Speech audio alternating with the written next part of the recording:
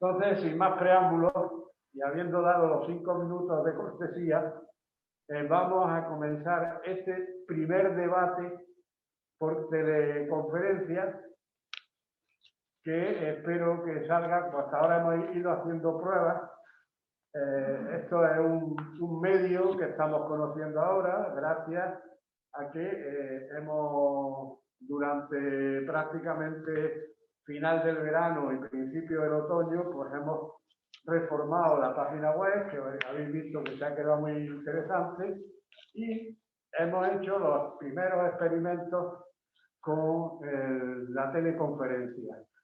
Hemos primero la Junta de Gobierno para hacer los conejillos de India, y luego ya hicimos hasta una asamblea con este sistema. No me gusta, si queréis que os diga, no me gusta nada, porque yo quiero veros, quiero pegaros un achuchón cuando os vea, me gusta el contacto humano, y luego, pues como siempre terminábamos con estas conferencias, acabábamos yéndonos con los conferenciantes a un buen restaurante para que guardaran recuerdos nuestros. Y además les solíamos hacer un obsequio que se lo llevaremos personalmente a los dos conferenciantes y que firmen en nuestro libro de honor. Así que iremos poco a poco cogiendo un poquito de práctica y esperemos que vayamos revitalizando. Como le decía a un socio nuestro, le decía, bueno, tenemos que soportar lo que hay, pero también hemos ganado algo, porque ya con el sistema que tenemos y con esta experiencia, las conferencias que le damos y los debates, los socios que no puedan acudir en presencial podrán acudir, podrán verlo vía de estos modernos sistemas telemáticos. Quiero agradecer en primer lugar al Colegio de Psicólogos, que ha sido tan amable de prestarnos sus instalaciones, y a su técnico informático que nos está ayudando aquí, quitándonos el miedo, que es Antonio, y que al cual estamos muy agradecidos. La conferencia que hoy tenemos se llama Eutanasia, aspectos médicos y legales, su incidencia en el Código Penal. Y tendremos como ponente a la excelentísima señora doña María Castellano Arroyo, a la que le pedimos disculpas porque en alguno de nuestros avisos ha aparecido como doña Carmen. Afortunadamente, como tiene una hija Carmen, pues que sea en homenaje a su hija, y nuestras disculpas sinceras. Y al excelentísimo señor don José María García Calderón. Tiene la palabra para hacer las presentaciones Rogelio y Julio. ¿Quién empieza ahora? ¿Julio? No, empiezo yo. Exacto. Tiene la palabra nuestro socio Rogelio Muñoz. Bien, buenas tardes. Gracias, señor presidente. Como ya ha dicho el presidente del Club de la Constitución, se trata de inaugurar un ciclo vía telemática, como no puede ser de otra manera, de determinados aspectos que guardan relación con el texto constitucional, que como saben es uno de los fines que fijan los estatutos del Club de la Constitución, y esta será la primera conferencia o mesa redonda seguida de otras mesas redondas en temas, como digo, que guardan relación con la Constitución y que se celebrarán, si no falla nada, pues en meses sucesivos. Hoy, como ya se ha dicho, contamos con dos ponentes de altura, dos ponentes que tienen una magnífica preparación y un conocimiento muy importante en esta materia, como son, como ya hemos señalado, doña María Castellano Arroyo y don Jesús María García Calderón. Yo, por lo que me toca como compañero de Jesús, y ya permítaseme que lo tutee, voy a presentar al excelentísimo señor don Jesús María García Calderón, y posteriormente don Julio Lori presentará a la excelentísima señora doña María Castellano Arroyo, a la que me sumo las disculpas por ese error en el nombre y en el apellido, María y Castellano en singular, dado que la nota de prensa y la redacción la hizo el que les habla. Sin embargo, en el periódico sí salió correctamente. Bien, en principio voy a ser muy breve. Jesús María García Calderón es licenciado en Derecho por la Universidad de Sevilla, natural de Badajoz, es doctor en Derecho por la Universidad de Granada, ingresa en la carrera fiscal en el año 85 y ocupa distintos servicios como fiscal, tanto en la Fiscalía Provincial de Huelva como posteriormente en la Fiscalía Territorial de Sevilla. En 1995 es nombrado fiscal jefe de la Fiscalía Provincial de Lugo. En el año 2001 es nombrado primer fiscal jefe del Tribunal Superior de Justicia de Andalucía, para convertirse en 2008 como el primer fiscal superior de la Comunidad Autónoma de Andalucía hasta el año 2007. Don Jesús es conocido por todos, ha formado parte de una serie de instituciones en Andalucía de primera línea, y en lo que respecta al día de hoy, a la conferencia que nos trae en el día de hoy, fue consejero del Consejo Consultivo de Andalucía en el año 2001 a 2017, y ahí tuvo la ocasión de participar en la redacción del dictamen emitido por el Consejo Consultivo en relación al caso Inmaculada Echevarría, que lo recordarán ustedes, y en segundo lugar fue ponente junto a doña Carmen Sáenz Lara, catedrática de Derecho del Trabajo y Seguridad Social de la Universidad de Córdoba, en el mismo Consejo Consultivo sobre la Ley Andaluza 2/2010 de 8 de abril de Derecho y Garantía de la Dignidad de la Persona en el Proceso de la Muerte. Es experto doctor en patrimonio histórico, es miembro de las Reales Academias de Jurisprudencia y Legislación de Granada, Sevilla y Extremadura, es miembro de la Real Academia Sevillana de las Buenas Letras, de las Bellas Artes de Granada, y está en posesión de una serie de cruces, tanto la Cruz de Honor de la San Raimundo de Peñafort, por ejemplo, la Medalla de Oro de la Universidad de la Facultad de Derecho de Granada, etc.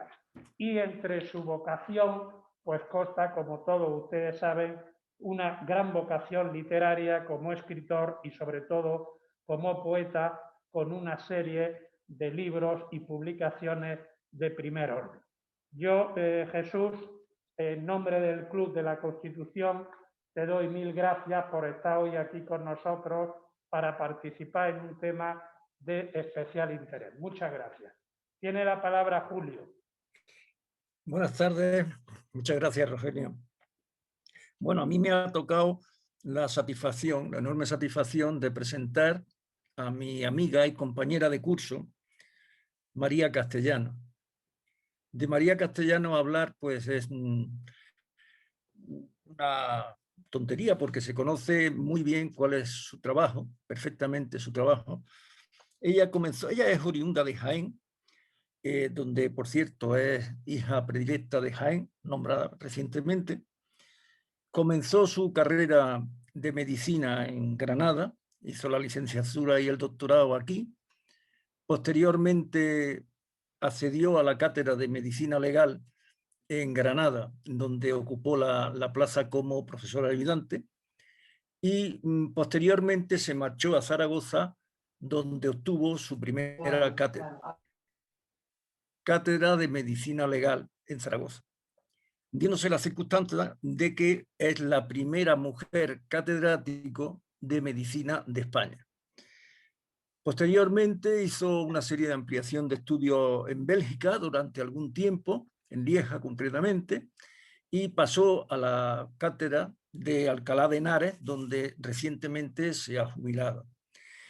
Es académica por la Academia Andaluza de Andalucía Oriental y además de la Academia Nacional de Medicina, y posee distinciones, pues muchísimas, que sería una larga lista de enumerar.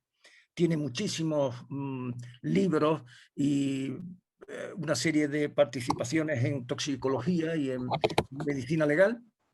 que avalan pues su competencia en el tema que hoy nos trae aquí, que es la eutanasia, y que tiene, como ya veremos, muchísimas aristas que ella perfectamente creo que nos va a aclarar junto con Jesús. Son dos personas de una enorme categoría y solvencia en este tema.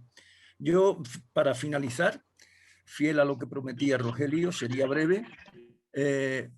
Quiero agradecer a María su cortesía de haber aceptado esta invitación y, bueno, darle muchísimas gracias y desear a todos ya que disfrutemos con su disertación y su buen saber. Pues, Jesús, tienes la palabra. Bien, buenas tardes. Se me escucha bien, ¿verdad? ¿Me oís? Bueno, quería en primer lugar agradecer las palabras de Rogelio y esta invitación. La verdad es que una actividad como esta del Club de la Constitución tendría que declararse de utilidad pública, más en una situación como la que padecemos. Porque hay que recordar, ahora más que nunca, aquella famosa frase que se le achaca a uno de los revolucionarios de 1777 en los Estados Unidos, uno precisamente que promovió la ayuda, que promovió el que España ayudara al proceso de emancipación, ¿no?, de los norteamericanos, Patrick Henry, cuando dijo que hay que entender que la Constitución no es un instrumento del gobierno para controlar al pueblo, sino un instrumento del pueblo para controlar al gobierno. Entonces es importante, por lo menos a mí me lo parece, que se desarrollen actividades como estas. Y me parece importante porque estamos asistiendo, por ejemplo, en materia de... Es que se me ha ido la imagen. Perdón. No sé qué ha pasado. Vale, Un segundo, perdón, un segundo. Está arriba, está arriba.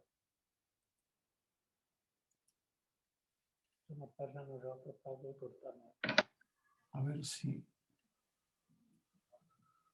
Sí, yo creo que ya está. Bien, como os decía... Ahora. Jesús, ahora, perfecto. Queremos en panorámica. Eso. Bueno, como venía señalando, son muy importantes estas actividades porque lo que está ocurriendo en el proceso de elaboración de esta ley orgánica es tremendo, y es que prácticamente el debate social que existe no pasa de un cuarto de página en algún periódico, alguna alusión en los medios de comunicación, pero sin embargo se trata de una ley que debería promover un debate social extraordinariamente extenso con los profesionales, con asociaciones de pacientes, etc. Entonces, por lo menos intentar dar una visión rápida del problema, creo que es una iniciativa muy loable del Club de la Constitución, de una institución tan prestigiosa en nuestra ciudad. Yo no voy a extenderme más allá de 20 minutos o 25, como ha dicho Rogelio, para hacer un panorama básico, y voy a partir de tres consideraciones iniciales. En primer lugar, el término eutanasia y utilizar el concepto eutanasia resulta ya un tanto anacrónico. El concepto de eutanasia, en mi opinión, es un concepto del siglo pasado, donde había otros debates y donde, bueno, pues se discutía acerca de elementos eugenésicos de la sociedad, la eutanasia, pero yo creo que hoy día se tenía que haber buscado una terminología más adecuada a los tiempos, con una mayor vocación de futuro. El término ley de eutanasia resulta, en mi opinión, un término rancio. De hecho, el diccionario panhispánico del español jurídico, que podíamos considerar que nos suministra una definición objetiva, homogénea en todos los países de tradición cultural hispánica, cuando menos, define la eutanasia únicamente como un delito y dice que es, pues, el delito que se comete cuando se coopera o auxilia, incluso ejecutando directamente este acto, a ruego de una persona, la muerte de una persona a su ruego, después de una solicitud libre y responsable, que pone fin a un sufrimiento insoportable y que deriva todo ello naturalmente de una enfermedad incurable o un estado de padecimiento grave, ¿no? Entonces, el diccionario panhispánico del español jurídico solamente acota el concepto de eutanasia como delito.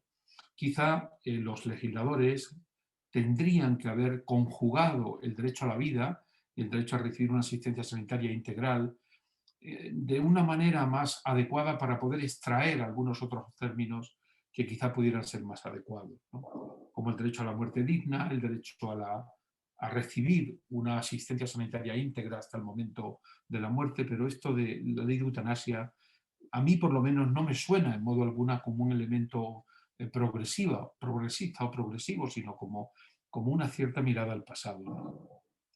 En segundo término, tengo que decir que el marco normativo de la eutanasia en España es muy reducido y, bueno, pues se contrae al artículo 143 en el Código Penal, que castiga el auxilio e inducción al suicidio.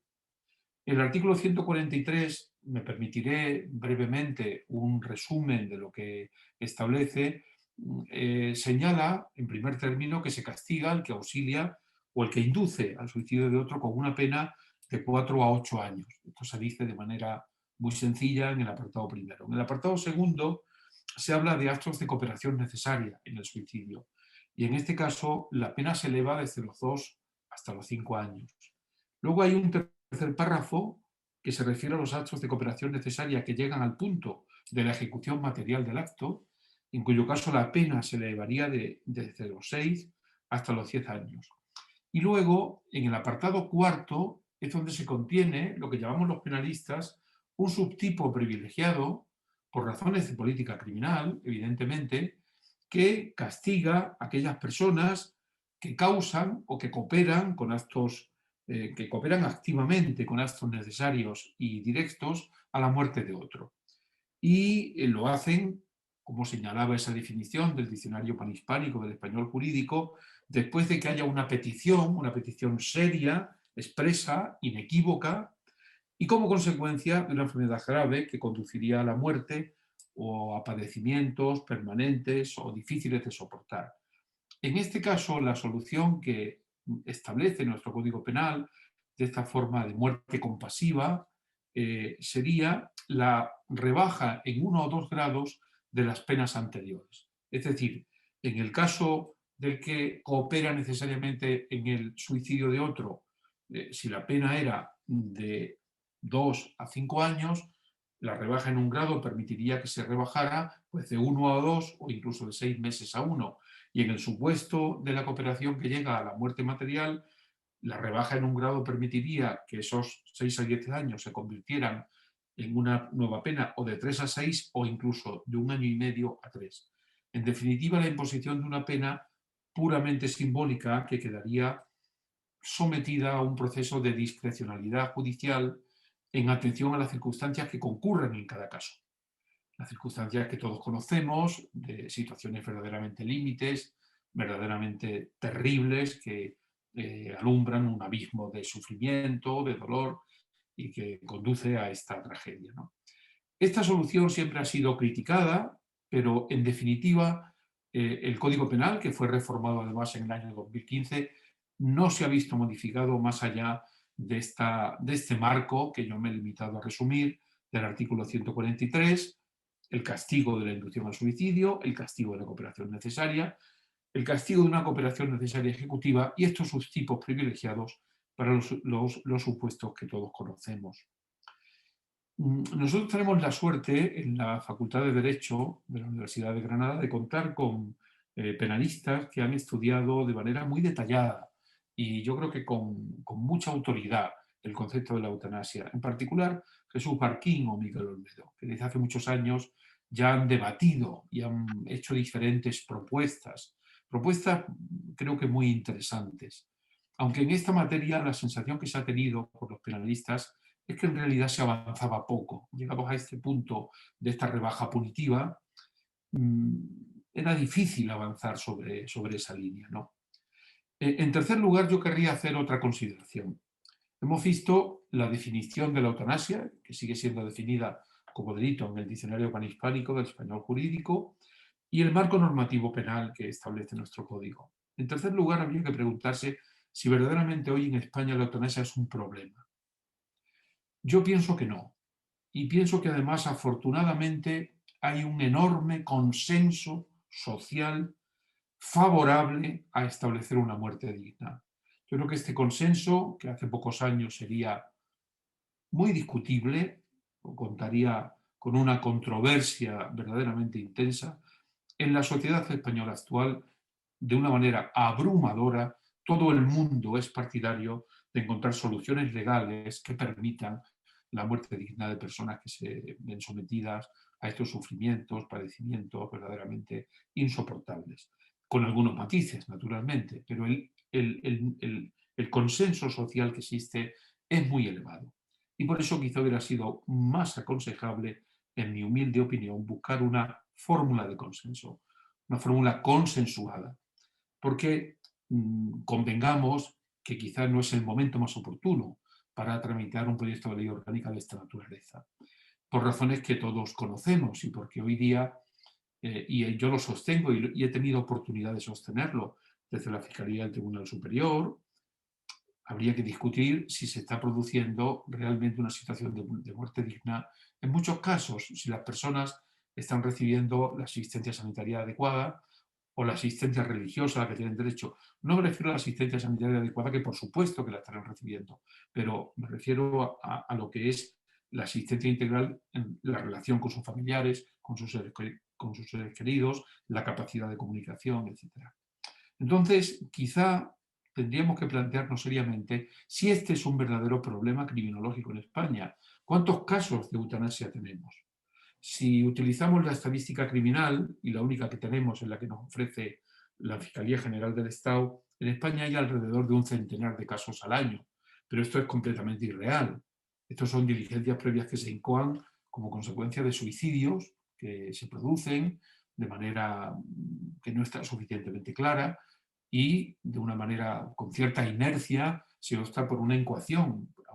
En la incoación de las diligencias previas se indica la tipología del 143, pero naturalmente no son situaciones de auxilio, inducción al suicidio.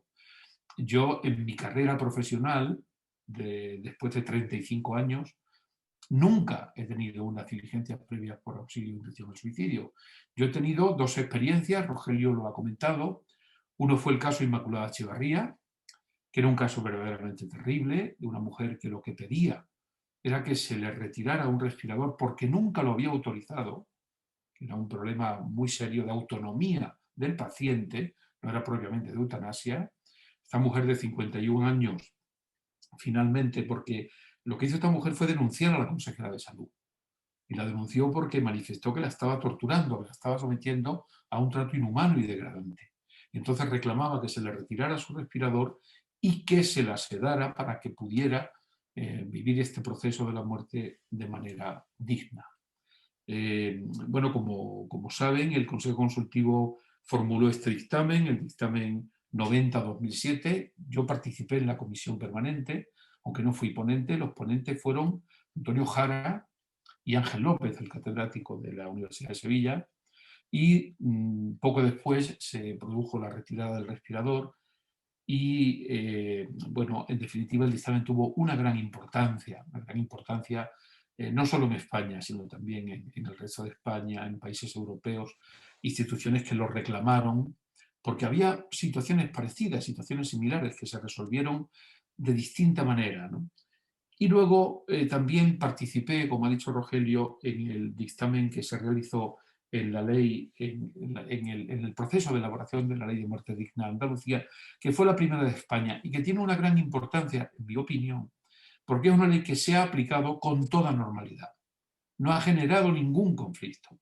Se aplicó cuando existía un gobierno en la comunidad autónoma del Partido Socialista y se viene aplicando en la actualidad.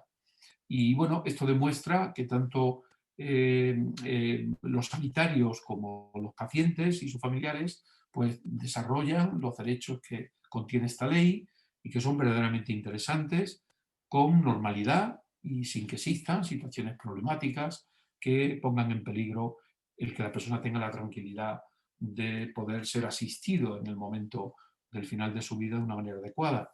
Hace poco participaba yo en un debate en la Academia de Medicina que organizaba el profesor Enrique Villanueva y escuchaba algo que me llamaba mucho la atención de uno de los académicos cuando decía: un paciente siempre comprenderá, nunca comprenderá que no lo cuidemos, comprenderá que no lo curemos, pero no que no lo cuidemos, ¿no? Entonces, en definitiva, yo creo que no existe un problema criminológico en la actualidad en España con respecto a la eutanasia. Existe un problema en casos extremos, en casos aislados, que son los que merecen una solución y una solución razonable. Hace un año, quizá un poco más, tuvimos la oportunidad de asistir a la detención de un ciudadano que había producido la muerte de su mujer, que era esposado, conducido hasta la comisaría. A mí aquello me pareció innecesario. Se podía haber hecho perfectamente sin llevar a cabo esa diligencia policial, y creo que el asunto se encuentra todavía pendiente de juicio, pero que, como luego veremos, esas situaciones límite que, bueno, que establece una solución más o menos discutible nuestro Código Penal en el apartado 4 del artículo 143, no se abordan en la ley de eutanasia. La ley de eutanasia lo que hace es sustituir ese subtipo privilegiado por una falta de responsabilidad del médico, pero se olvida de los familiares compasivos. Y hablo de la familia no solo en el sentido biológico, sino en el sentido global, ¿no? Bien, el proyecto de ley nace en el año 2020 y yo no quiero cansaros con una bueno, redacción exhaustiva de todo lo que dice. No es una norma especialmente extensa, tiene solamente 19 artículos y algunas disposiciones finales, una de las cuales establece esa modificación del Código Penal. Y bueno, su exposición de motivos gira en torno a 3 ideas fundamentales. El marco jurídico que ha venido creando el Tribunal Europeo de Derechos Humanos, la articulación de la eutanasia como un nuevo derecho individual y la existencia de una demanda social. En realidad, lo que subyace en el proyecto es una voluntad despenalizadora de esta conducta, y yo creo que todo lo que se dice realmente no aporta ninguna idea nueva. Se citan algunos casos de la jurisprudencia europea, pero sinceramente creo que la exposición de motivos resulta bastante primaria, bastante básica. Lo que realmente establece la norma es el procedimiento a través del cual la persona podrá ejercer este derecho individual. Y se hace también de una manera, bueno, pues con una serie de garantías, en mi opinión, con una preocupación un tanto absurda por la rapidez. Se habla de que, bueno, ¿cuál es el ámbito de actuación? El de cualquier persona española, cualquier persona física o jurídica, se habla, ¿no? Que tenga la mayoría de edad y esté en el pleno uso de sus facultades, naturalmente. No hay ningún otro requisito, y lo único que se requiere es una solicitud que se plantea ante lo que se llama el médico responsable, médico o médica responsable. Por cierto, tengo que abrir un paréntesis y lamento muchísimo tener que hacerlo, manifestando que el lenguaje de la norma es francamente muy malo. O sea, la técnica legislativa, la salmodia de género, sigue utilizándose en una materia en la que no resulta, yo creo que no hace falta repetir 8 o 20 veces médico o médica responsable, ¿no? No es necesario, existen otros argumentos filológicos, ¿no? Y esta es una materia que ya está resuelta por la Real Academia Española. En fin, la terminología, la manera de describir que se utiliza la norma, en mi opinión, me parece que está llena de perífrasis, de circunloquios, no es precisamente una depurada técnica jurídica. Pero, en fin, esto es una opinión muy personal, tampoco puedo. Como os decía, el ámbito de aplicación se extiende a cualquier persona que se encuentre en España. Se habla de personas mayores de edad y perfectamente capacitadas que llevan a cabo esta solicitud ante el médico responsable. Esta solicitud se reproduce a los 15 días, y entonces lo que establece la norma es que se abra un proceso deliberativo.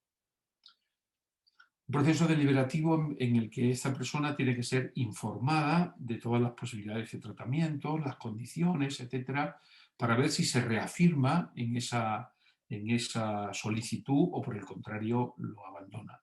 Y el médico no tiene que motivar la decisión de apoyar esta solicitud, que incluso la puede firmar conjuntamente con el enfermo, también la puede hacer una tercera persona. El médico solamente tiene que motivar la denegación. La denegación sí requiere una motivación por escrito, que tiene que hacer en un plazo de, creo recordar que son 5 días, y del que informaría también naturalmente a la dirección del centro. Una vez que se produce este primer filtro, digamos así, aparece otra figura que es la del médico consultor, y luego hay un organismo colegiado, que es la Comisión de Control y Evaluación, que, bueno, que verifica simplemente que se cumplen los requisitos para que tengan lugar el proceso de ejecución material de esta práctica eutanásica. Naturalmente estos requisitos, pues aparte de la mayoría de edad, son los que giran en torno a la historia clínica y al que la enfermedad tenga un carácter grave, que tenga un carácter incurable, que produzca estos padecimientos, etc. La denegación, la posible denegación, puede ser susceptible de recurso en el ámbito contencioso administrativo, pero la ley no hace ningún tipo de aclaración de quiénes cuentan con esta legitimación, ni de qué forma se tiene que llevar a cabo, a través de qué procedimiento. Habría que considerar que sería un procedimiento ordinario de derechos fundamentales, ese recurso ante la jurisdicción contencioso administrativa, pero sería un control jurisdiccional que solamente se produciría sobre la denegación, nunca sobre el hecho de llevar a cabo esta práctica, ¿no? En cuanto a la práctica de eutanasia, se permite que la realice el propio enfermo, cuando sea posible, o bien que se realice por el equipo que le asiste hasta el último momento de su vida, ¿no? Y yo en el procedimiento y en los mecanismos que se articulan en el proyecto no creo que haya ninguna otra consideración especialmente relevante. Bueno, parece que sí, que los controles están suficientemente aclarados, pero no se aborda, en mi opinión, con suficiente profundidad alguna cuestión fundamental, que son justamente esas situaciones límites a las que me refería y que, en mi opinión, son las que siguen generando este debate tan intenso de la eutanasia. Esas situaciones límite prácticamente son olvidadas, no existe consideración alguna sobre ellas. Con respecto, basta con señalar que únicamente se indica que las situaciones de incapacidad de hecho se valoran por el médico. El médico responsable clínicamente del enfermo es el que valora si tiene o no tiene una incapacidad del hecho. Pero no se habla nunca de incapacidad mental o de una discapacidad, sino de la incapacidad física, material, de llevar a cabo la solicitud.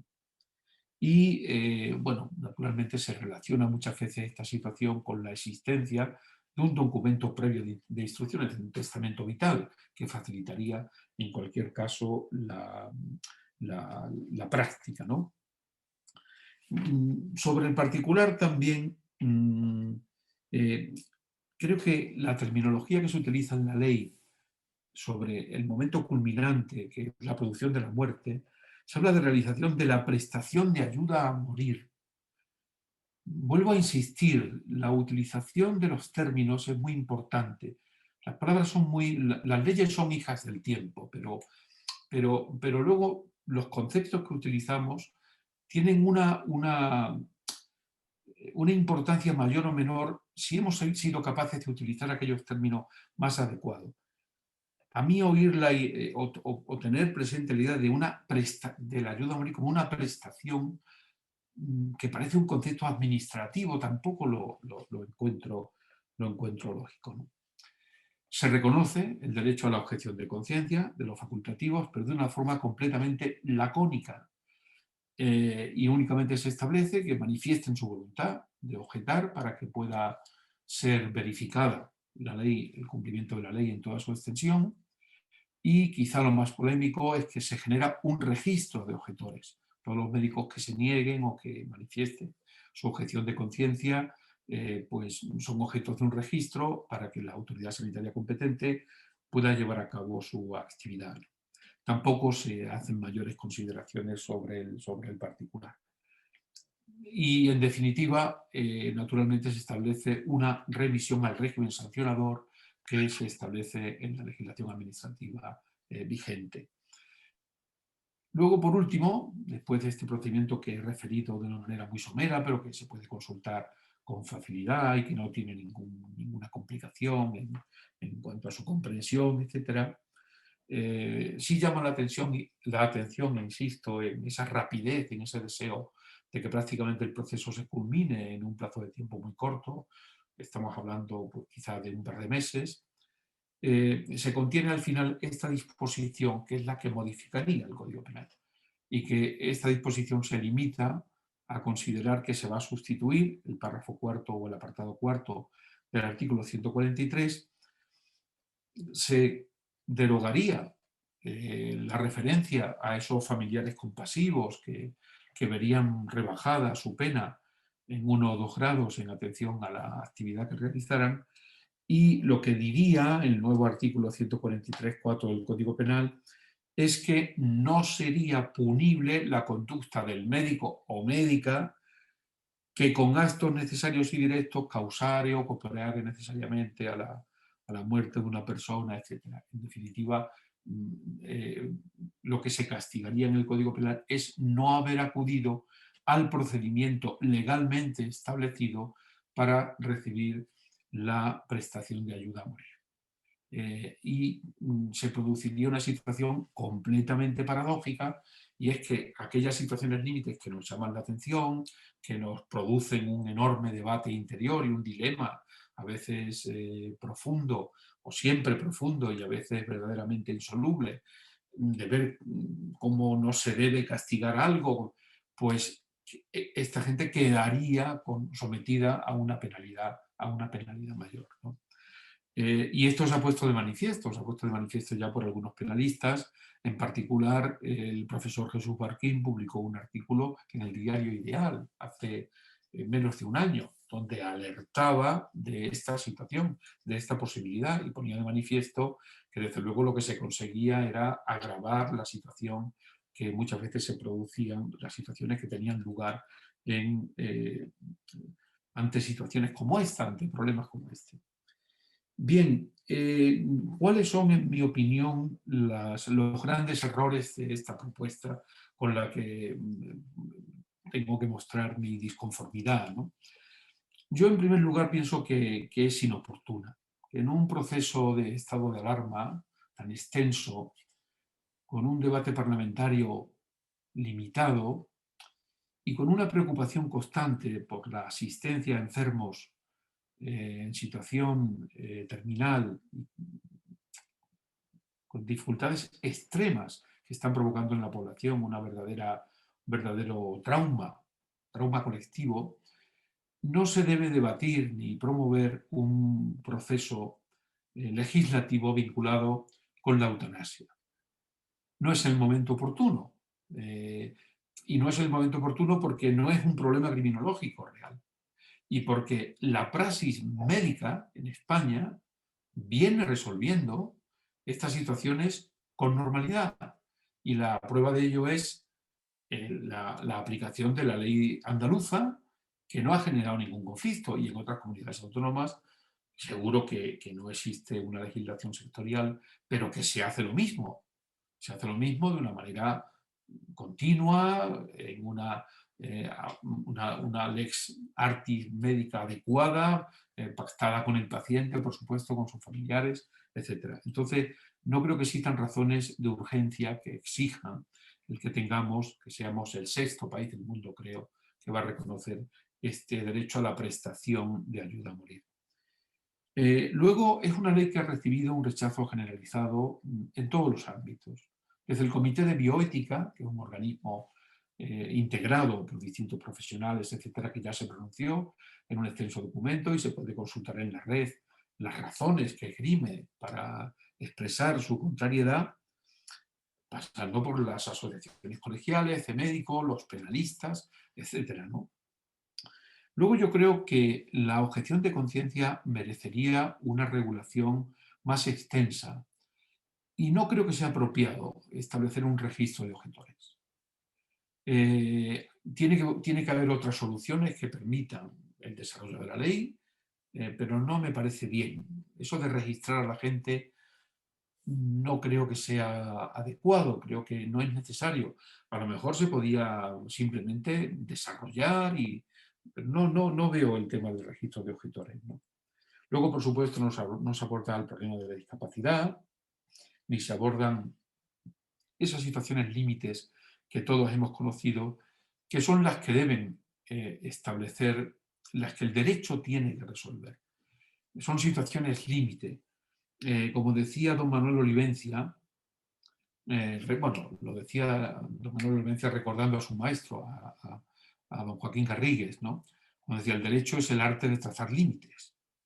Bueno, pues este límite del suicidio compasivo, estas conductas del suicidio compasivo que tantos problemas nos generan a los juristas, son las que tenemos que resolver. Y teníamos un mecanismo en el artículo 143.4 que con sus efectos podía llegar a una solución mínimamente razonable. En otros países se ha optado por una opción que a mí me parece correcta, que es introducir un principio de discrecionalidad y analizar cada situación concreta y otorgar al Ministerio Público o a la autoridad competente la capacidad para archivar. Aunque se produzcan situaciones que formalmente pueda considerarse que entrañen una responsabilidad penal, hay una serie de argumentos jurídicos, suprajurídicos, metajurídicos, consideraciones como la inexigibilidad de otra conducta, que es un elemento de exención de la responsabilidad, que no está contenido de manera explícita en el código, pero que los penalistas desde la doctrina clásica alemana del siglo pasado lo han venido utilizando, desde utilizar esos elementos de juicio, la inexigibilidad de otra conducta, por ejemplo, resolver esas cuestiones de forma discreta y considerando que no merecen ningún castigo. La discrecionalidad o una discrecionalidad reglada en manos depositada, en las manos adecuadas, donde podamos contar con una seguridad jurídica, con un tratamiento uniforme del problema, me parece que quizá es la solución más avanzada de las que nos ofrece el derecho comparado. Yo creo que esta ley, según lo último que he podido leer, la idea es que el Senado en el mes de marzo, a finales de marzo, ya termine también con su aprobación, con lo cual para comienzos del verano se podía encontrar en vigor. La ley va a generar también un problema de burocratización de todas estas situaciones. Y esta burocratización creo que va a ir en perjuicio, sobre todo de los pacientes directos e indirectos, de los pacientes y de los familiares que deben soportar a veces también esa presencia en lentas agonías que terminan por descomponer el alma de cualquier ser humano, ¿no? Entonces yo creo que esto de hacer el informe, de no tener que hacerlo, de que, claro, va a producir que situaciones que se realizaban con normalidad se les va a dar se las va a tener que dotar de una serie de actuaciones administrativas que van a lastrar muchas veces ese proceso. Y quizá los hospitales no están para esas situaciones, no deben de afrontar con facilidad estas situaciones, ¿no? Yo tengo la idea, por lo mucho que he aprendido en mi relación con los médicos, o alguna vez he tenido la ocurrencia de hacer algunos análisis sobre temas médicos o médico-legales, como el maltrato psíquico y tal, y he aprendido muchísimo escuchando a los médicos, ¿no?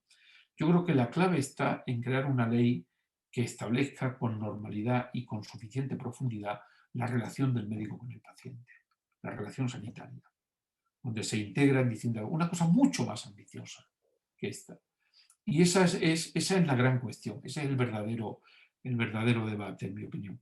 Y luego, por último, y no quiero extenderme más porque me he excedido quizá en el tiempo, la cuestión fundamental. El problema no es este, el problema es la gente que se sigue muriendo en unas condiciones verdaderamente indignas.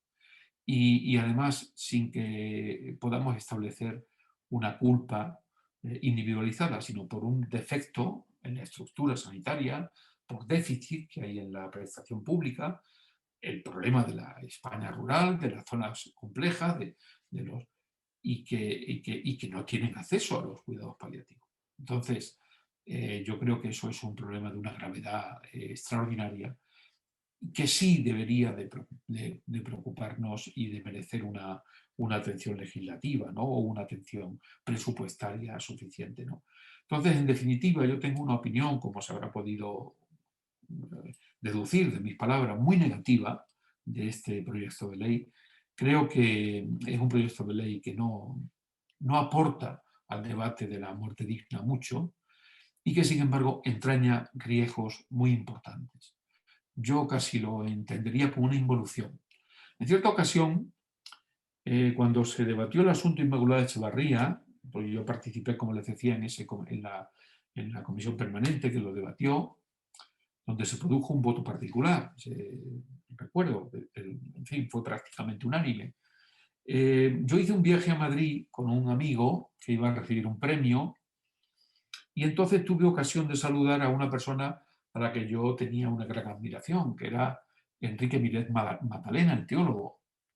Y aprovechando que estaba con él, abusando de su enorme amabilidad, le pregunté sobre el particular y el hombre se interesó mucho, había leído en la prensa algo, y porque yo quería conocer la posición de la Iglesia en estas situaciones.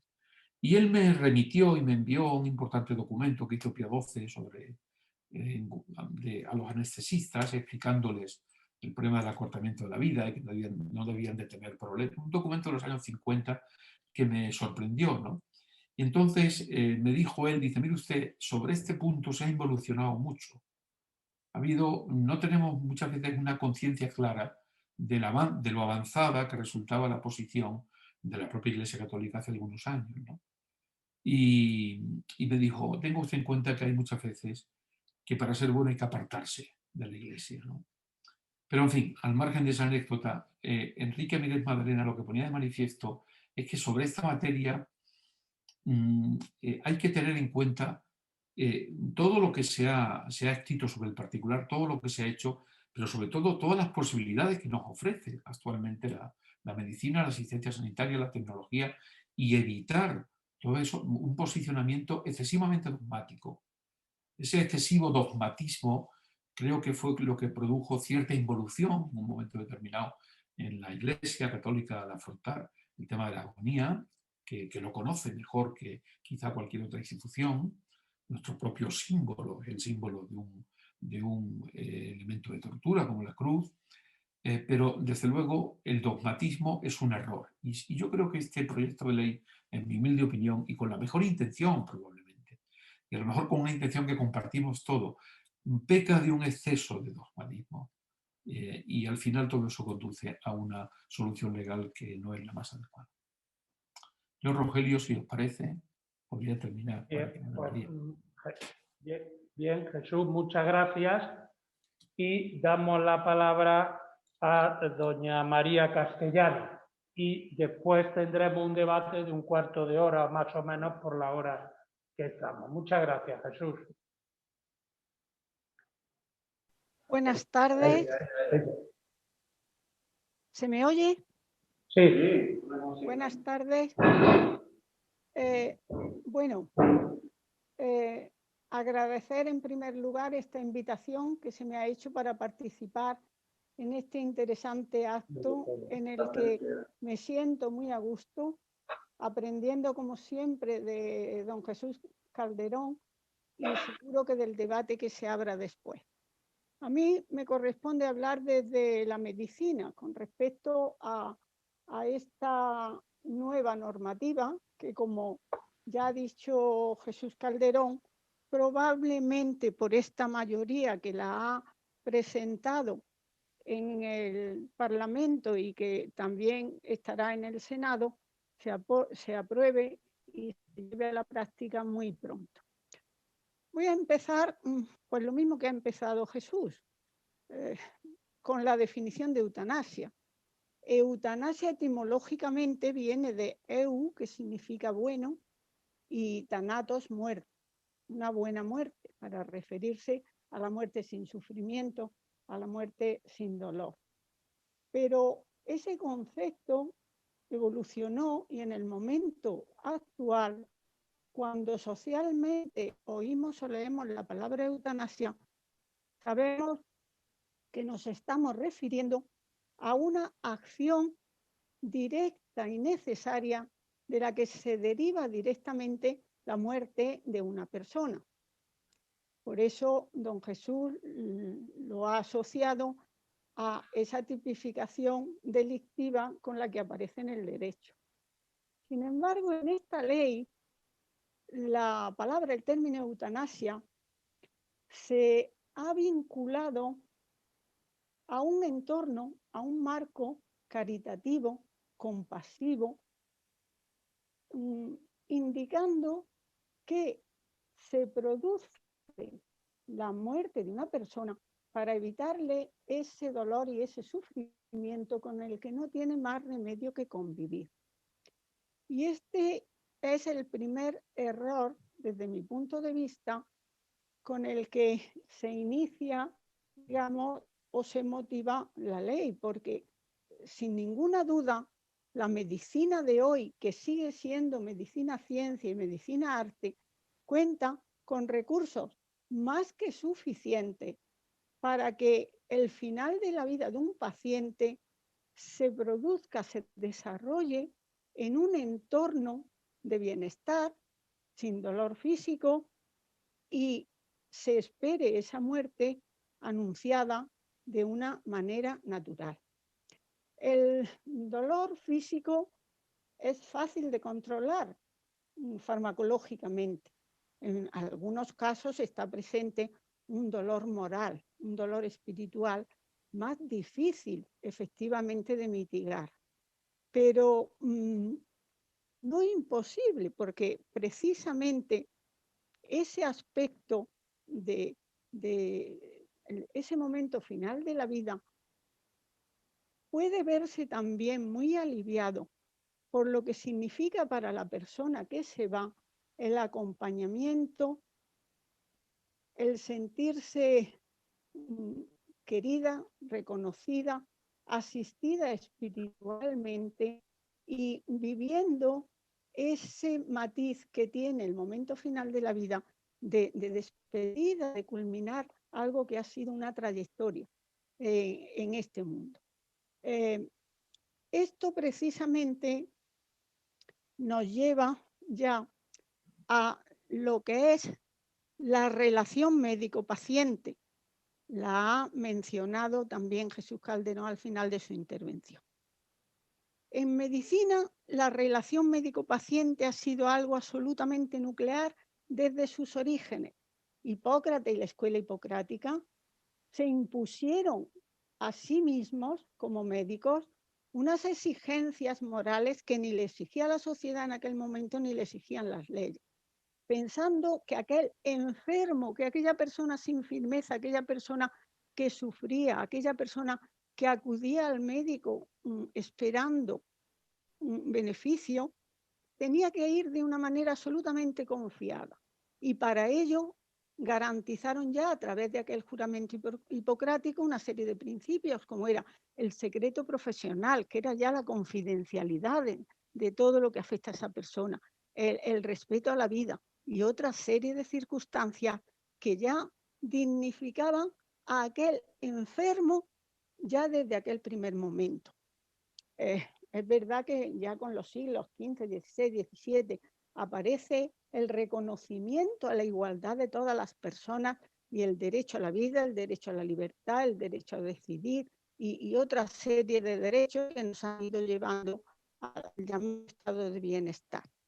Pero en el siglo XX, ese derecho a la libertad, ese derecho a decidir, esto que se ha concretado en el término de la autonomía de la persona y en concreto en la relación médico-paciente, la autonomía del paciente, está ya protegida legalmente y desde el punto de vista deontológico también está ya implantada y se ejercita en el quehacer diario prácticamente de la gran mayoría ya de los médicos. En ese contexto, los pacientes estamos acostumbrados, todos hemos sido pacientes, sin ninguna duda, en algún momento de nuestra vida.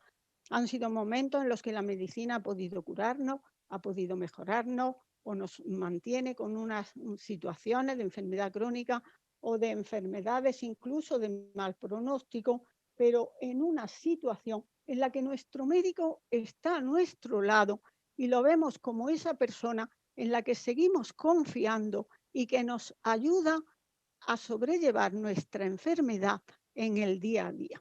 En esa relación confiada, respetuosa, en igualdad, ¿qué duda cabe que los médicos en el momento actual ya se explica ética como una asignatura específica en las facultades de medicina? Antes, desde la deontología que la dábamos en medicina legal, explicábamos las normas deontológicas, que eran normas que se fueron adaptando a los tiempos, manteniendo aquellos principios hipocráticos. Pero lo que yo quiero señalar es que en la relación médico-paciente hemos de ver una continuidad que tiene que llegar hasta ese momento final de la vida. ¿Sabemos cuándo vamos a morir? Bueno, ya lo dice la Biblia, velad porque no sabéis el día ni la hora. Pero es cierto que hay situaciones clínicas en las que ese final de la vida ya se anticipa y se otea más próximo, en un horizonte más próximo. Es cierto que eso sucede en enfermedades de mal pronóstico, enfermedades incurables, enfermedades degenerativas que van mermando la capacidad, sobre todo física, de la persona, y por el proceso natural de la edad. Las personas que envejeciendo van perdiendo sus capacidades intelectivas, sus capacidades cognitivas, su capacidad de comprender, de elegir, y que progresivamente ese deterioro acaba produciendo finalmente la muerte. Esta ley que da la sensación, y yo creo que se ha dicho de alguna manera, solo va a servir para muy pocos casos, teniendo en cuenta esto que yo decía, no era necesaria, porque lo que sí es necesario y no está de ninguna manera solucionado es que esa medicina, ciencia y arte en estas etapas del final de la vida le garantice al paciente, si le queremos llamar prestación, vamos a llamarle prestación, pero le garantice al paciente una asistencia sanitaria de calidad, acorde con lo que son hoy día los conocimientos que lo ejercen numerosos profesionales con un nivel de excelencia magistral, y que son los cuidados paliativos. Los cuidados paliativos son científicos, pero tienen mucho de medicina-arte, porque es cuando más cerca tienes que estar del paciente, cuando más tienes que comprender su situación personal y sus necesidades, como he dicho antes, incluso espirituales. Esos cuidados paliativos, en el momento actual, se sabe que no llegan ni al 50% de la población. Está estimado que al año se mueren 70.000 o más de 70.000 personas con dolor y sin haber recibido esa medicina que hace la muerte no solo llevadera, sino muchas veces como un proceso y un momento trascendente que lleva mucha paz a la persona que se va. En ese sentido, podemos encontrarnos dos tipos de pacientes: el que conscientemente va con su médico planificando los cuidados que desea recibir en ese momento final, que puede expresar a través, incluso por escrito, a través del documento de voluntades anticipadas o de testamento vital, qué tratamiento, qué cuidados quiero recibir y qué tratamiento rechazo como innecesarios, si van a ser medios extraordinarios que van a sostener una vida sin esperanza, un proceso ya sin retorno. Los médicos que atienden a los pacientes, decía que el médico, cuando el paciente tiene capacidad de comprender y capacidad de decidir, va acompañándolo en este proceso y va cumpliendo esos deseos que quedan por escrito para ese final de la vida. Sin embargo, son muchos, son mayoría los pacientes que llegan a este final de la vida en una situación ya sin esa capacidad de decidir, de elegir.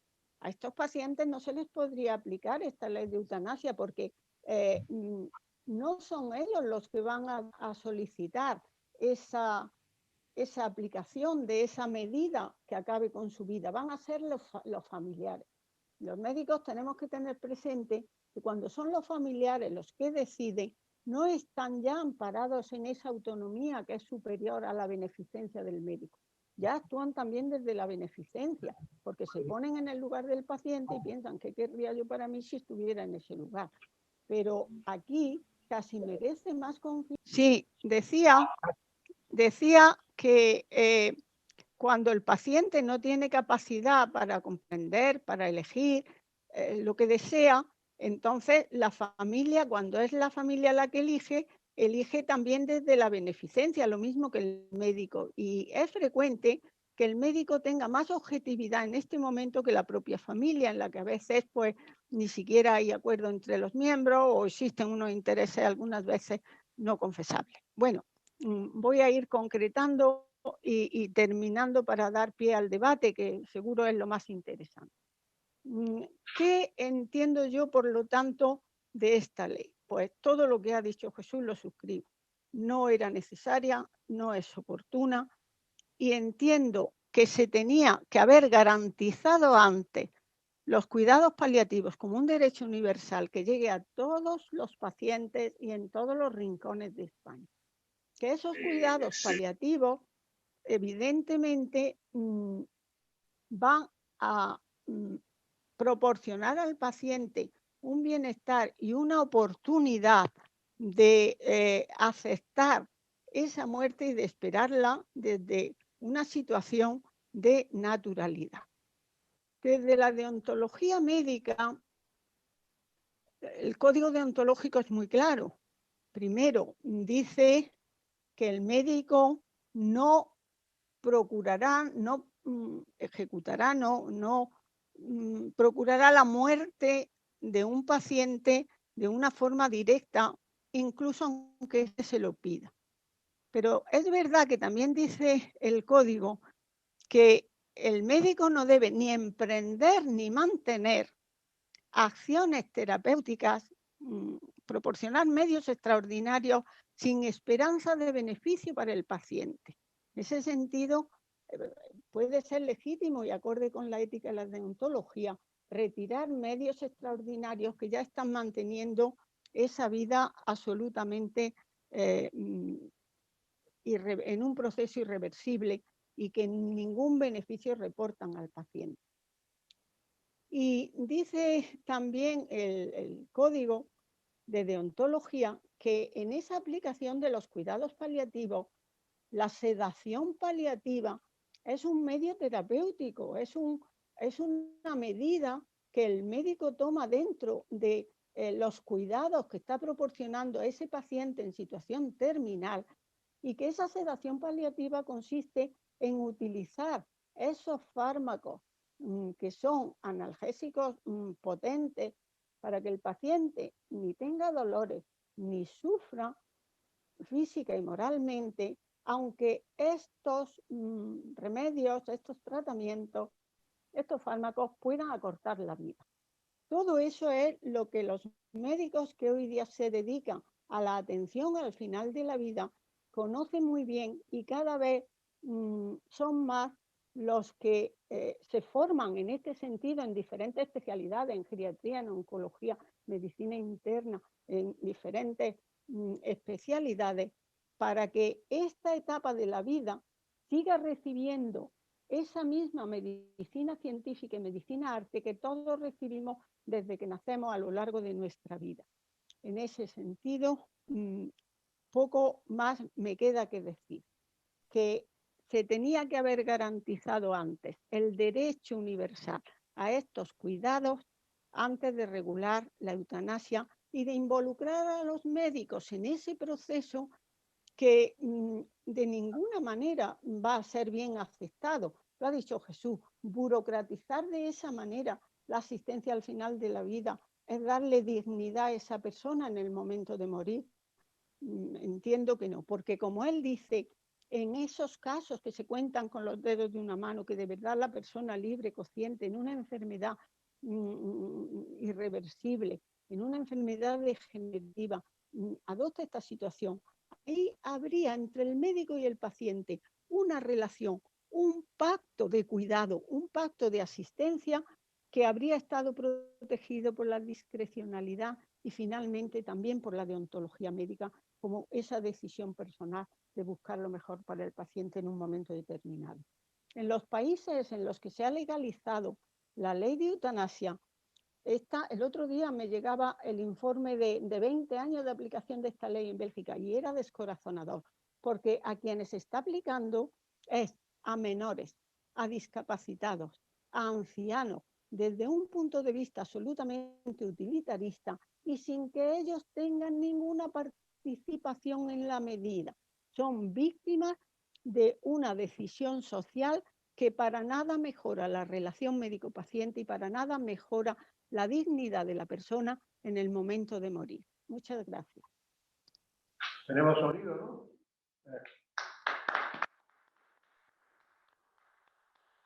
Bueno, muy bien, Carmen. Muchas gracias. Y como habrán visto, pues el debate vamos a iniciarlo ahora. Tanto María, perdón, que ya he dicho Carmen, María como Jesús han puesto encima de la mesa una gran problemática sobre, hasta ahora mismo, el proyecto de ley que, como saben, está en trámite parlamentario en el Senado, pero dadas las mayorías políticas que hay, pues se espera, como bien han dicho ellos, que se apruebe definitivamente en los términos que hay. Yo, a partir de este momento, con el permiso del señor presidente, el debate se da por iniciado y, salvo que me corrijan, hasta las 8:30, 9 menos 25 más o menos, porque estamos en un edificio prestado también que tenemos que dejar. Por consiguiente, tienen la palabra para iniciar y plantear las dudas o preguntas o interrogantes que tengan por conveniente a ambos conferenciantes. ¿Tú ahora gestionas eso? Pueden hablar ya, ¿eh? Está todo conectado ya. Alquiler para 2019, lo cual supone un riesgo de cara a la agencia tributaria y, siguiendo recomendaciones de la Seguridad Jurídica, lo que yo plantearé cuando llegue el momento sea regularizar a partir del 2021, es decir, del año presente, pues sí hay que regularizar la situación de esa cesión encubierta sin contraprestación alguna, porque se haga a partir de 2021. Entonces, como es en alquiler, el precio del alquiler no lo actualizaste, ¿no? Por favor, identifíquese al hablar, ¿eh? Para que nuestro técnico localice rápidamente. Yo tendría alguna pregunta. Soy Manuel Morales. ¿Tendría alguna pregunta para cada uno de los conferenciantes, por favor? Pues adelante, Manolo. Sí, muy bien. Muchas gracias. En primer lugar, como no puede ser de otra forma, pues mi agradecimiento a los ilustres conferenciantes por su colaboración y por tan brillante y clara intervención en un tema tan de actualidad y tan controvertido como es el tema de la eutanasia. Quisiera, por simplificar y por dejar tiempo también al resto de los compañeros que asisten a la mesa redonda, simplificar las preguntas, una para doña María y otra para don Jesús. Doña María, por favor. El Comité de Bioética de España y otros órganos consultivos, al parecer formalmente, no han sido consultados en la elaboración del anteproyecto de ley.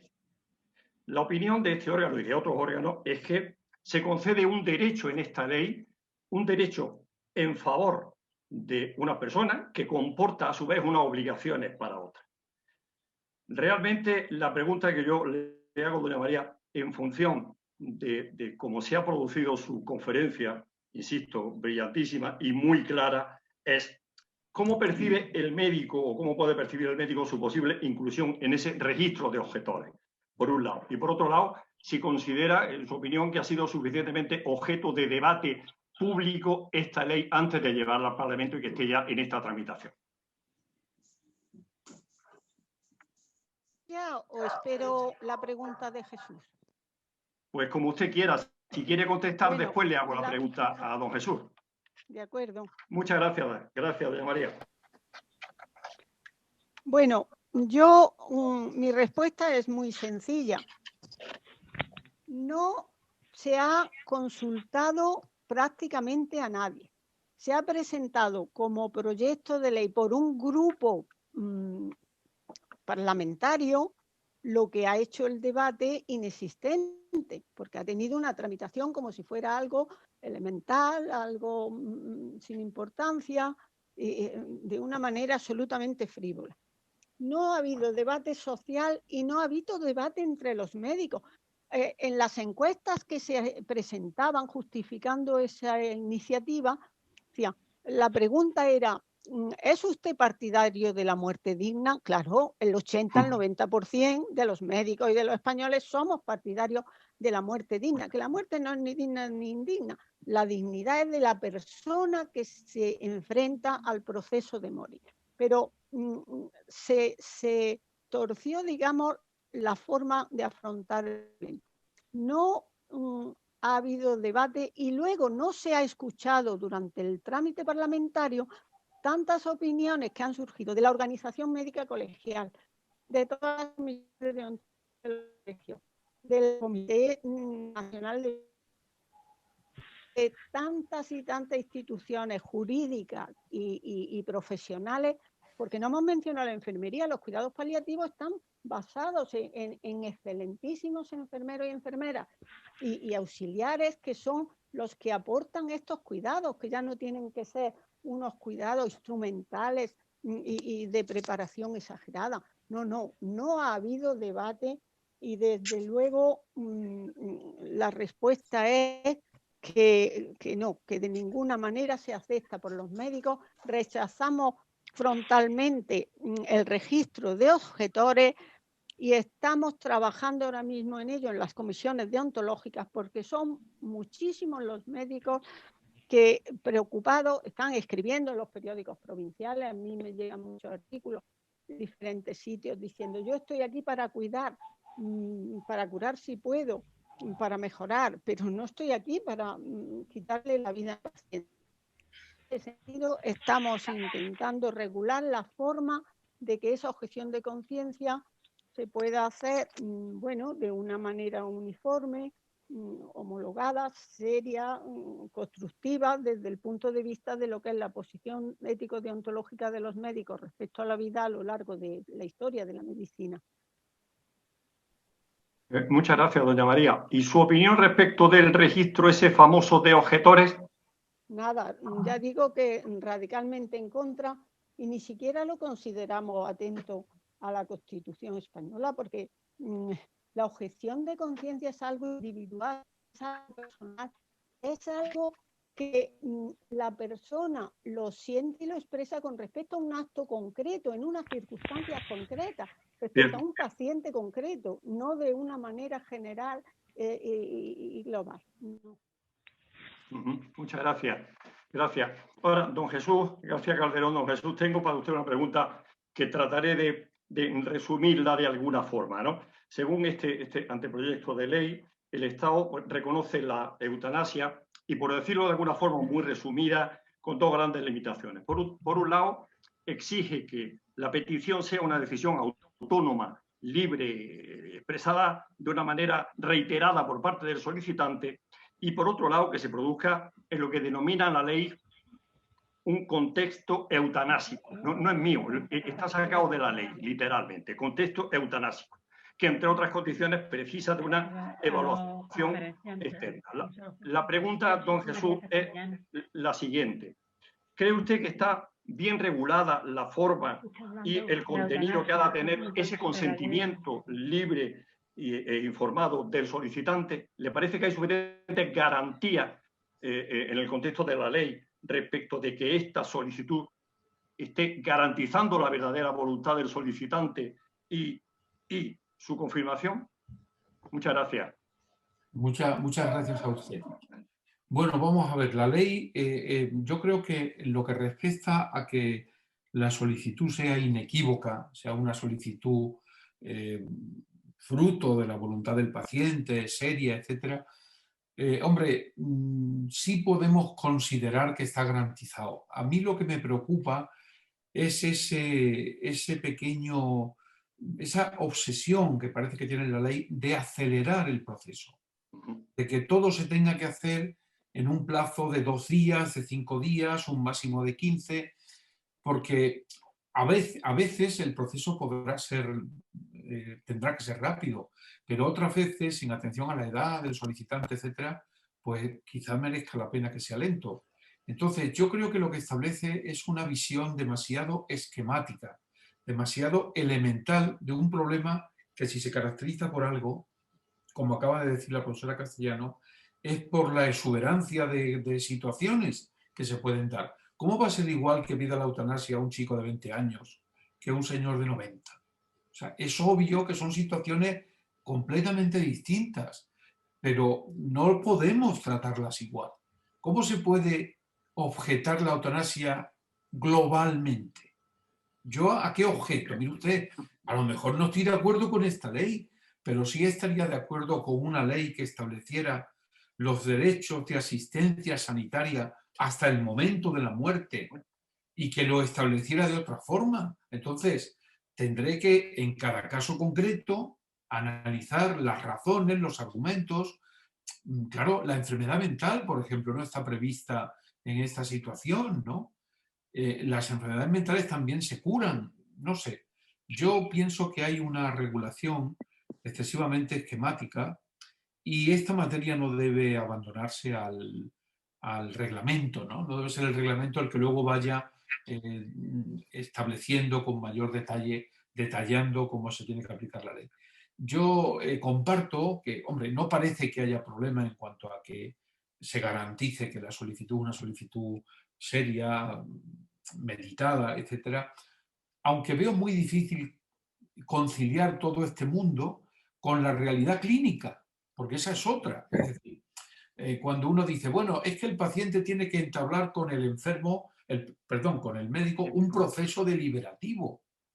Pues mire usted, esto es una obviedad. O sea, cualquier enfermo que está en una situación, además tan triste, pues tiene que establecer un proceso deliberativo con el médico. Pero también cada relación es distinta. Los médicos que yo he conocido médicos tan buenos que pensabas que era casi interesante caer enfermo para estar en sus manos. Pero claro, los médicos te dicen, es que hay pacientes que no quieren saber la verdad. Y hay otros pacientes que sí, que lo desean de una manera ferviente y seria. Entonces, el médico tiene que valorar cada situación concreta. Y entonces, claro, un proceso tan esquemático, intentar ese proceso deliberativo, que además hay que hacerlo por escrito, y tiene que quedar constancia escrita de que el paciente conoce. ¿Qué acabará conociendo el paciente? Pues al final un modelo. Al final será un modelo, porque claro, nadie podrá ponerse a escribir en cada situación concreta, pero con lo que yo tengo encima en la planta de oncología, yo no puedo. Entonces al final será un modelo que firmarán y que todos los modelos dirán lo mismo. Entonces ese riesgo de burocratización, de clonificar los procesos tan singulares como el acto de morir, a mí no me parecen correctos. No me parecen correctos. De todas maneras, para mí lo peor es que desaparezca del Código Penal ese subtipo privilegiado y se sustituya por una norma que indica que el médico que cumple con la ley de eutanasia no tiene responsabilidad. Es que eso ni hacía falta ponerlo en el Código Penal. Está claro. Es que es una obviedad. Es que, mire usted, es obvio. Pero estas situaciones límites que aparecen cuando una persona produce la muerte de otra, esas situaciones límites que todos conocemos, mantenga usted por lo menos una norma que abra un abanico de posibilidades y que dé una solución, porque claro, las cosas no funcionarán siempre. Habrá personas que deseen tener este derecho a la prestación de asistencia a la muerte y no lo consigan. Entonces, ¿qué ocurre en esos casos? ¿También se les castigará con los 6 a 10 años de prisión cuando se llega el momento de la ejecución de la muerte. Yo creo que la ley es una ley muy dogmática que quizá debería haber procurado conciliar todas las posturas y haber desarrollado una ley de la asistencia sanitaria que no termine con el paciente con el alta, sino con el exitus letalis. A mí me tiene usted que cuidar hasta que me muera. Y mis derechos los tiene usted que extender hasta el momento mismo de la muerte, los míos y los de mis seres queridos. Porque luego está el derecho a la asistencia religiosa. Hay gente que se está muriendo hoy en España sin asistencia religiosa. Y esto no puede ser. Esto es una barbaridad. Y aquella persona que lo desee tenga la asistencia religiosa adecuada. Hay un documento que he tenido yo el deber de analizar hace pocos días, al tener que hacer un dictamen profesional, de la Sociedad Española de Medicina Intensiva, que pone de manifiesto el daño que se está produciendo al personal sanitario, no a los pacientes, sino al personal sanitario, que están viendo cómo la gente muere por el COVID sin asistencia religiosa y sin despedirse de sus familiares. Y claro, cuando estamos en esa tesitura, no podemos plantearnos lo del complejo deliberativo o el proceso deliberativo. Y usted, si esto no... Entonces, claro, la realidad clínica se impondrá muchas veces sobre la realidad administrativa, pero eso generará situaciones complicadas. Y por eso, pues yo creo que bueno, ese temor de que, de que al final se produzca una solicitud seria, hombre, está controlado, pero claro, luego están las situaciones límites que no se contemplan.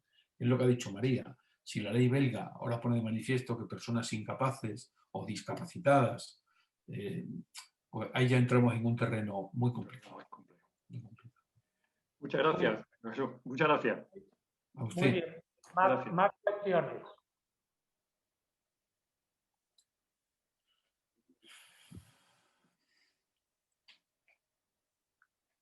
Yo si no hay ninguna cuestión más, planteo una tanto a María como a Jesús, que a mí, porque me llega un poco cerca por tantos años que he trabajado en estas materias, es dos situaciones límites que me plantean mucho problema, que es el tema de los menores y el tema de las personas con capacidad limitada o discapaces total y absolutamente.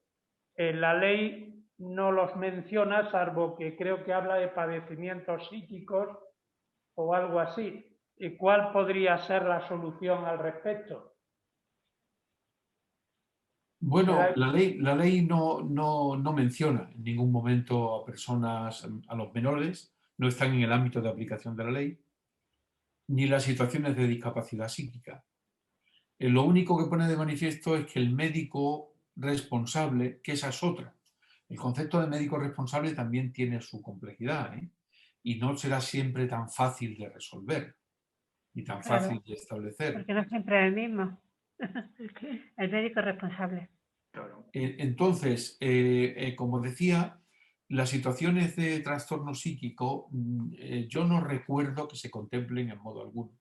Con lo cual, claro, este es uno de los problemas de la ley, que en situaciones, la discapacidad es que, como tú sabes perfectamente por tu experiencia profesional, hay muchos grados y hay muchos discapacitados que tendrán derecho a exponer sus... Pero todo eso, ¿quién lo resuelve? ¿En qué términos? No está previsto en la norma, desde luego, y es uno de los grandes déficits que tiene. Y en cuanto al menor, no está en su ámbito de aplicación. Bueno, desde el punto de vista médico, clínico, una señora con un cáncer. Efectivamente, Pues mírala. A los menores no se les podría aplicar y la ley está pensada para personas que estén en pleno uso de sus facultades mentales para comprender su situación, las explicaciones de su médico. Un proceso deliberativo ya está implicando una conversación en la que ambos comprenden preguntas y respuestas, análisis de situaciones, etcétera, y eso significa que la ley es aplicable a muy pocos pacientes. Por eso yo decía que con los dedos de una mano, en el sentido de que van a ser enfermedades degenerativas de las que todavía no hay curación, pero que el paciente va viendo cómo se deteriora física, psíquicamente, y son los casos que a veces salen a los medios y son personas que la decisión, la petición de adelantar la muerte la piden más pensando en el sufrimiento de su familia muchas veces, más que en ellos mismos. En estos pacientes hay que ver su estado de ánimo, lo que hemos dicho, la vivencia que tienen de ser una carga, de estar interrumpiendo proyectos en su entorno familiar. Y por eso las personas que solicitan adelantar la muerte tendrían que pasar antes por una etapa de cuidados paliativos, en el sentido de una relación muy estrecha con su médico, en la que puedan tratar todos estos aspectos, porque los médicos que se dedican a atender a pacientes que dicen: ya no puedo más, ya me quiero morir, doctor. Bueno, pues después de unas sesiones con ellos, acaban revirtiendo esta actitud, porque analizan realmente por qué quieren adelantar la muerte, y muy a menudo se debe a estos aspectos socioeconómicos, familiares.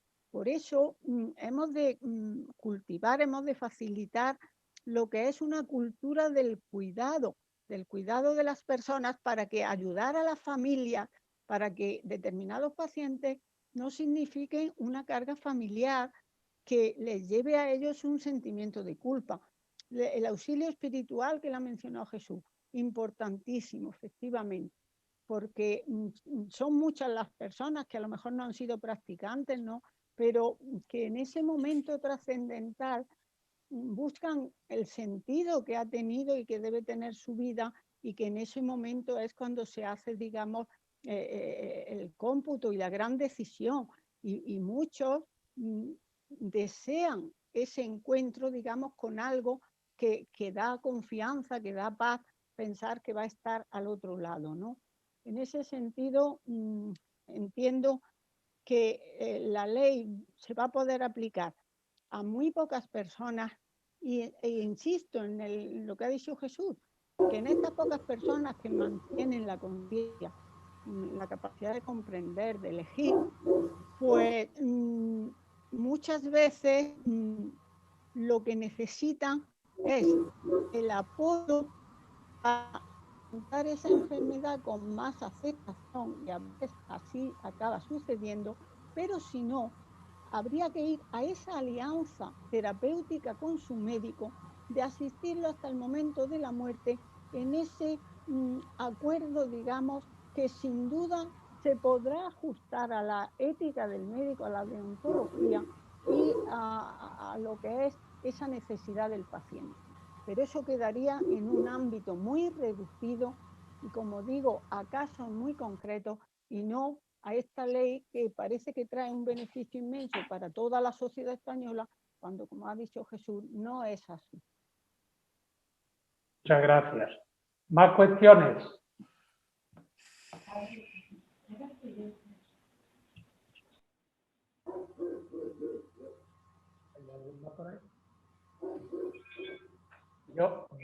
Esta ley plantea muchas dudas.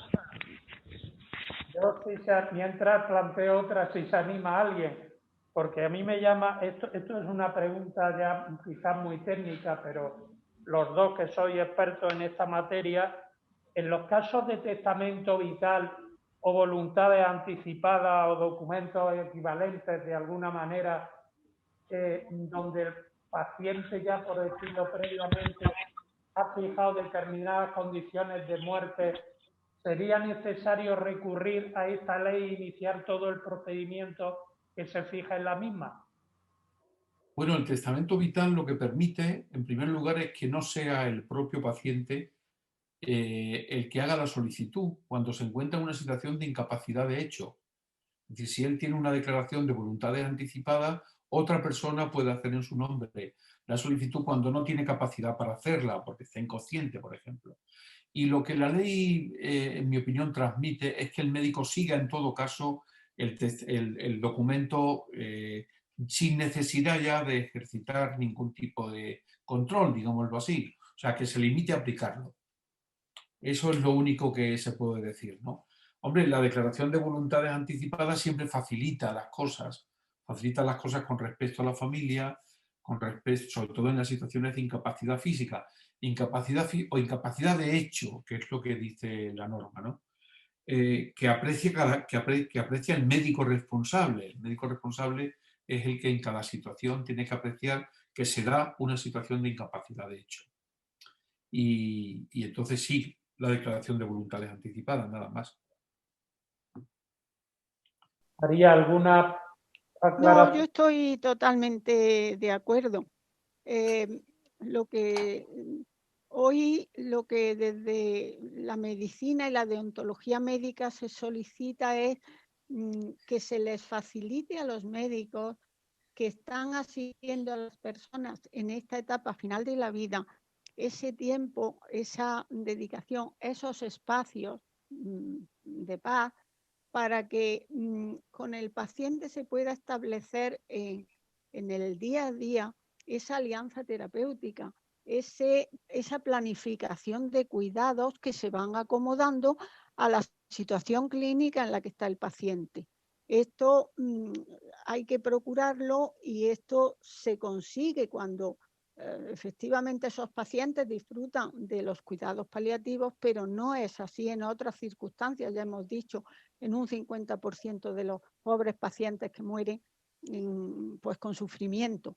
No digamos, que lo ha mencionado Jesús, uno de los dramas tremendos de esta pandemia es lo que está sucediendo en los hospitales, en esas unidades de cuidados intensivos en las que los médicos, que son auténticos héroes, sufren viendo a esos pacientes que saben que van mal, que van a fallecer y que efectivamente están privados de ese acompañamiento. Bueno, a mí me llegan y yo tengo contacto, como yo tengo que visitar el hospital con mucha frecuencia, pues hablo con los capellanes y me mandan fotos que están diciendo la misa vestidos como astronautas en UCI, porque ha habido pacientes que han dicho que necesitan o se les ha ofrecido y han dicho que sí, y dicen la misa allí en estas condiciones, cosa que los pacientes agradecen mucho. Pero digo que en la Comisión de Deontología del Consejo Andaluz, en donde entre los compañeros, los 11 miembros que somos, hay 2 intensivistas, una doctora de Huelva y un doctor de Sevilla, y os digo que cuando nos han referido situaciones han llorado porque efectivamente su sufrimiento es enorme. Así que bueno, pues todo esto yo creo que hay que tenerlo muy en cuenta. Ese acompañamiento que el paciente necesita y que en la medida que podamos debemos de exigirlo como un derecho. Sí, respecto al derecho de acompañamiento, es muy importante lo que dice María. Y sobre todo, a raíz de esta experiencia de los intensivistas, que se han visto desbordados personalmente por la falta de relación entre las personas moribundas, sus familiares allegados, falta de asistencia religiosa, etc. Ese documento de la Sociedad Española de Medicina Intensiva, que establecía un decálogo que se debía de cumplir. Parte de una premisa muy importante también en esta materia, y es que hay que cambiar la mentalidad de entender que la UCI es un sitio para curar a la gente. Claro que es un sitio para curar a la gente, eso es obvio, pero también es un sitio para que la gente muera en las condiciones adecuadas. Entonces, hay que tener, por eso yo creo que la ley, lo peor en mi opinión, como jurista, es que se pierde la oportunidad de avanzar realmente. Es decir, si hacemos una ley de la relación del médico con el paciente, podemos decir, mire usted, a mí al hospital me tienen que curar, pero también tiene que plantearse la situación en la cual me tenga que morir allí. Y esos derechos se me tienen que garantizar. Entonces, esta perspectiva parece un matiz irrelevante, pero no lo es, porque esta perspectiva es la que nos dice realmente cómo debemos de garantizar el derecho a morir con suficiente dignidad, ¿no? Entonces, claro, todo esto está ajeno al debate que plantea la proposición de ley, como el proyecto de ley, porque no se aborda. No se aborda y entonces pues queda un poco pues, lo que ha manifestado Rogelio de las personas discapacitadas, etcétera. Esto no se regula. Y al no regularse, las situaciones límites volverán a aparecer. O sea, volveremos a seguir teniendo los problemas que cíclicamente aparecen con personas que se ven en estas situaciones, ¿no? Y el derecho no habrá proporcionado una solución y el derecho penal seguirá afrontando todo este problema, pues como siempre, ¿no? Con muchísima dificultad, etcétera, etcétera. Y luego hay muchos más riesgos, hay muchos riesgos que no hemos comentado. El problema de la monitorización, el problema del utilitarismo, que también algunos médicos han puesto sobre la mesa, ¿no? Que también aconsejan una mayor prudencia, quizá, en mi humilde opinión. Bien, pues con esto finalizamos. Por mi parte, muchas gracias a todos a los dos ponentes y a los asistentes. Y tiene la palabra nuestro querido presidente, don Manuel. Don Francisco Martín, recuerda, es que estoy viendo a nuestro secretario, que lo veo muy bien, don Manuel Morales, y me he guiado por la pantalla. Gracias, Rogelio. Pues agradecerle a nuestros dos ponentes su excelente conferencia, su diálogo abierto y sincero. Han planteado problemas duros, trágicos, que yo me da la sensación que en el Parlamento deberían haberse planteado o deberían haberse escuchado, sobre todo a los que están en primera línea de esta guerra, que son los sanitarios. Deberían de haber escuchado también a los jurídicos, porque luego, al final, pues esto creará más problemas que los que pretende resolver, por lo que me ha parecido entender. Me he quedado con la idea de que la ley era innecesaria y me he quedado también con la idea, poco volando, sobrevolando, si pudiera ser anticonstitucional. Y me he quedado con la idea de que menuda historia se le presentan a los médicos, como si no tuvieran bastante. Bueno, yo creo que todo ha salido bien y hay que agradecer al Colegio de Psicólogos y sobre todo a Antonio, que estaba ahí con su aparataje, evitando que se fueran las voces, que no oyerais bien. Y lo único que os pido también es que los que hayáis tenido alguna dificultad, pues que nos la hagáis llegar, porque iremos cada vez perfeccionando más estos debates y esta ponencia, que creo que hoy ha sido muy interesante. Sobre todo para los escépticos como servidor que tanto miedo le tienen a la técnica, pues la verdad es que ha sido apasionante el diálogo que hemos sostenido. Así que muchísimas gracias una vez más a nuestros conferenciantes. Nos reuniremos con ellos, esta vez no virtualmente, para que firmen nuestro libro de honor y tengamos el detalle que es correcto que hagamos con ellos. Así que muchísimas gracias, un fuerte aplauso virtual a nuestros dos ponentes. Muchas gracias, ha sido un placer. Muchas gracias. Hemos visto además muchas caras conocidas, queridas y que llevamos mucho tiempo sin vernos presencialmente. Un abrazo. Un abrazo, María.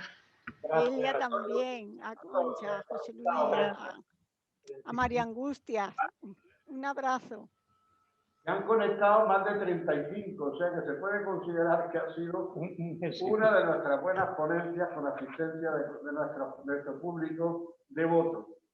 Muchas gracias y que os cuidéis. Eso. Gracias. Igualmente. Gracias. Igualmente. Tony, os va a contar.